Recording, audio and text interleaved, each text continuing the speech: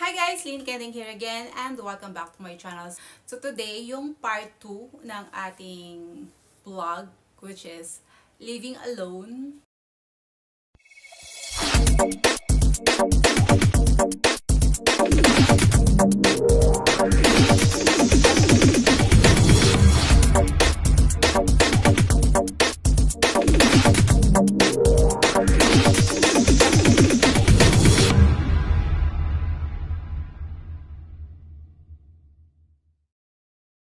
Ngayon ipapakita ko sa inyo kung paano ako gigising, paano ko lalabanan yung kalungkutan ng nag-iisa. Kailangan ipasok natin yung mga positive energy. Siyempre, unang-una sa lahat, guys, huwag natin kalimutan mag-pray. Magpasalamat tayo dahil nagigising pa tayo at alam mo yun, meron tayong chance na sumaya. Kaya pag may problema, don't dwell. Stay stress-free and happy. Motto ko rin sa buhay yung choose happiness. Kahit anong mangyari guys, choose to be happy in everything that you do. Kaya nga, Kending is my life. Yun yung version ko ng choose to be happy in everything that you do. Hi guys! So, ito yung sinasabi ko sa inyo na, di ba, pagising ka pa lang, madilim. Ito yung mga moment na pag pinabayaan mo siya na madilim, syempre magsisink in sa isip mo yung lungkot. So, yung gagawin natin, syempre, buksan natin yung ating kortina, guys. Para mas maliwanag. So, ayan na siya. Maliwanag na siya. So, hindi ka na malulungkot. So, kailangan mo lang yung liwanag para walang lungkot sa buhay mo.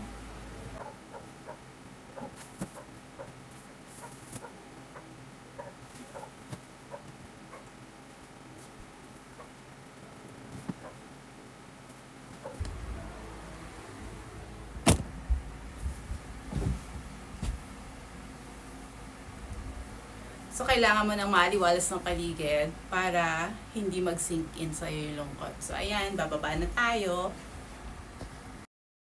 Since naandito na lang din naman tayo, itour ko muna kayo sa aking minimalist na bahay. And, dito naman tayo. Ito yung cabinet ko. Inopen ko na yung CR ko. And then, another cabinet. And ito yung CR ko. Malaki siya sa taas. At hindi ko pa napapalitan yung cover ng toilet ko, guys. Ito, lalabas tayo. Andan yung mga shoe rack ko. So, itong isang room, guys, para to kay Emil, sa anak kong lalaki. So, for the meantime, ginawa ko muna siyang storage. At pag umuulan, dito ako nagsasampay. After ko mag-dryer yan. Diyan ko na ilalagay. And lagi ko rin binubuksan yung kortina na yan, guys, dyan. Para mas maaliwalas. Kaya beige yung nilagay ko dyan para, alam niyo yun, maliwanag talaga siya. Paano tayo? Kain ko ng cup. Pwede ilagay ng bags, guys. So, ayan yung hagdan ko, guys. So, hindi talaga ako nag-tiles. Ano lang ako, floor paint lang. Then, syempre yung pictures ng mga anak ko. Yung isa ko, hindi ko pa nagagawa. Dami akong hindi pa nagagawa. And then, meron akong little altar dyan. And dito yung wifi natin. Super dami pa nang gagawin, guys. Syempre, alam niyo na. Ayan. So, di ba pag ganito madilim, so yung gagawin natin. So, magtatali muna tayo ng buhok, guys, bago tayo magbukas ng ating bintana. Kasi mainit na yan pag once na binuksan ko yung bintana at yung pintuan. So, hindi pa tayo nakapaghilamos niyan, guys, ha. Itutour ko muna kayo, then after nyan, tsaka ako maghilamos bago ako mag-breakfast. So, ito na nga, bubuksan na natin, guys, yung ating blinds. And then, yung kabila, hayaan nyo na lang yan. Minsan ko lang yan binubuksan. And then, itong pintuan. So, dalawa lang yung binubuksan ko. Yung isang blinds, isang bintana, and then yung pinto. Kasi maliwanag naman So, yun na yan, guys. Di ba mas maaliwala siya pag naka-open? Lalo na kung naka-open din yung kabila. So, yan lang. And, dito ako lagi tumatambay. Malamig kasi dyan. So, pag tanghali na, pwede na natin isara yung pinto. Pwede ka nang magmeme dyan. So, ayan, of course, yan yung bar natin. So, yan. Ganun lang tayo ka-minimalist. Wala masyadong decor. Kasi wala naman tayong panglagay. Charot lang. And of course, yan yung mini kusina ko. Kasi hindi pa tayo nagpa-extend. And dito ako nagluluto. Kasi meron naman akong air fryer, rice cooker. So, isa lang yung binili ko na 1 burner lang. And then yan. And then, of course, meron din tayong maliit na CR dito. So, yan.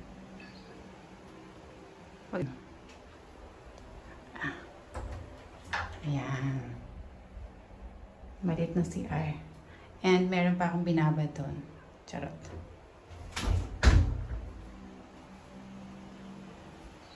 Ayan yung CR. Meron pang isang room dito.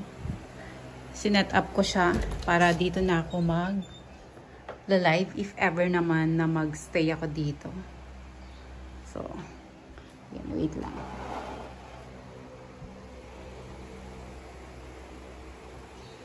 Papasok tayo. Meron din dito mini dresser. Yan yung una-una kong dresser.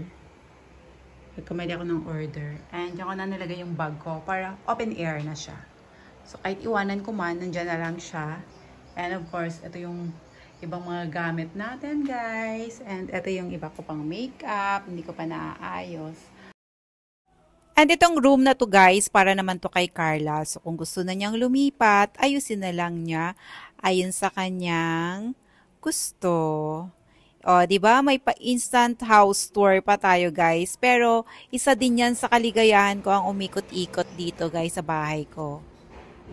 So usually bago ako magkape guys, lalabas muna ako. Actually marami pa talaga akong aayusin dito. So yung ginawa ko, tinanggal ko muna yung mga bermuda guys. Kasi ang dami, mas marami pa yung damo kaysa sa bermuda. So, tinanggal ko muna siya. Tapos, tsaka ko na lang itatanim. Kailangan mawala muna yung mga weeds. Ayan. So, kaya blanco siya dyan. So, marami akong mga namatay na halaman na. May mga natumba na akong mga halaman dyan. So, ayan. Ayan na yung, guys, yung Korean tree ko, tsaka yung pine tree na natumba last time. So, buti hindi siya nabalik. So, ayan siya. So, medyo malawak talaga dito, guys. Hindi ka maboboard and marami kang pwedeng gawin. Medyo out of budget lang tayo ngayon, kaya hindi pa natin ma-pursue yung project natin na yan. But, soon. And, ito nga pala, yung nasira kong halaman, yung rock na yan, guys. Actually, punong-puno yan ng magandang halaman, nasira lang. And, of course, yung kalamansi ng kaibigan kong si Jo. Kanya yan, pero pag lumagpas dito, akin na. Charot! Lahat ng bunga akin guys sa side ko. O, diba? Usapan yan. And then, kung napapansin nyo, sinemento ko na muna lahat kasi super daming damo. And yan, may natira pa nga akong buhangin para siguro sa ibang area. And ito yung, guys, area na pwede pa nating gawing kusina. Mag-i-extend tayo dito ng kusina. Pag may pera na tayo, syempre, di ba? Ang laki pa niyan para, alam niyo yung mga gamit na yan, may paglalagyan talaga siya. So, ayan lang. So, guys, ang pagiging plantita ay isa din sa mga bagay na makakatulong sa ating mental and emotional health para maging busy ka at hindi ka mag-isip ng negative na bagay. Pag walang garden, pots na lang sa loob ng bahay. So, marami tayong pwedeng gawin para maiwasan nating malungkot, mag-isip, kahit mag-isa ka, guys. Keep yourself busy. Lagi ko talaga yung sinasabi sa sarili ko. And of course, kaya inikot ko muna kayo kasi yan lahat ng ginagawa ko, guys. Para mas masaya at fruitful ang araw mo. So, ayun lang guys. Yun yung mga ways kung paano mo malalabanan yung lungkot, anxiety, pag nag-iisa ka lang sa buhay. Marami kang dapat gawin sa buhay. So, Yun nga yung ginawa ko, di ba? Pagkagising ko, ayusin ko muna bubuksan ko muna lahat, yung mga bintana and all that, pinto, para mas papasok yung positive energy. And then, lalabas ako, mag-check ako ng mga halaman ko, kung ano pa yung dapat gawin. Actually, maraming dapat gawin. So, as of now, hindi siya yung priority ko. So, yun lang. And then, after nyan, mag-almusal na ako.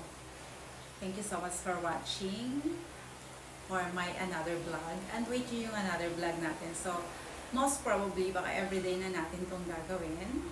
Kung ano yung mga ginagawa ko at yung mga gagawin ko.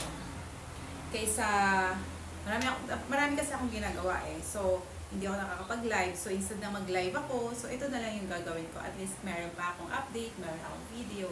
So, ayun na nga guys. Thank you so much for watching. Don't forget to like, comment, share this video, and subscribe to my channel.